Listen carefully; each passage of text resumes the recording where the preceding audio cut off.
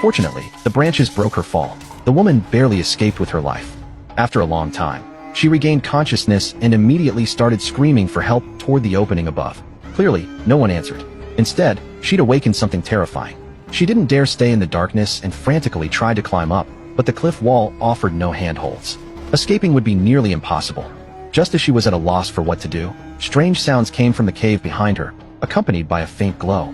She picked up a branch from the ground and cautiously entered the cave. But once inside, she discovered a bird engulfed in flames, fighting desperately for its life. She immediately smothered the flames with sand, but the poor creature still died. Just as she was about to bury it, a tremendous noise shattered the silence. A flock of birds consumed by flames came screaming out of the darkness. She watched in horror, not knowing what was happening, as the birds crashed everywhere, then fell dead to the ground. Give me strength, Mother. The sudden response made her break out in a cold sweat. That's when she realized something terrifying was hiding in the shadows. She turned and saw a massive claw sweep across the stone wall. The woman immediately fled for her life, hiding behind a stone pillar, not daring to make a sound. But to her surprise, the creature asked her name and said it could smell the royal blood in her veins. This was a debt their ancestors owed that must be repaid with their descendants' lives.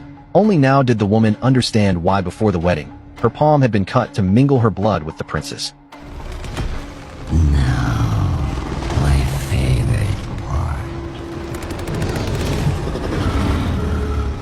Run! No time to think. She turned and ran for her life, as the dragon calmly breathed fire, seemingly enjoying the fear its prey radiated before death. The woman lifted her dress and ran desperately toward a tunnel. Even when she fell, she didn't dare stop. But before she could catch her breath, she saw a body burned beyond recognition. It was the girl she'd seen at the palace. Clearly, they'd all been thrown into the dragon's lair as sacrifices. Soon flames swept toward her again. She hurried into a narrow opening, barely escaping, but her thigh was burned by the flames. Fortunately, the cave was too narrow for the creature to squeeze through. She quickly bandaged her wound, and after catching her breath, she lit the light source she'd been carrying and slowly moved deeper into the cave. Through sheer willpower, she pushed deeper, but the passage ahead grew narrower. Without warning, she pushed too hard and slid uncontrollably down a rocky chute. Fortunately, after a brief slide, she landed. Though she took a tumble, she wasn't seriously hurt. Her light source had burned out, so she could only feel her way through the darkness.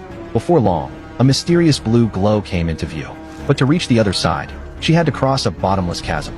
Thinking about how the royals had deceived her, the desire for revenge instantly gave her strength. After throwing away her wedding ring, she gathered her courage and leaped across the cliff.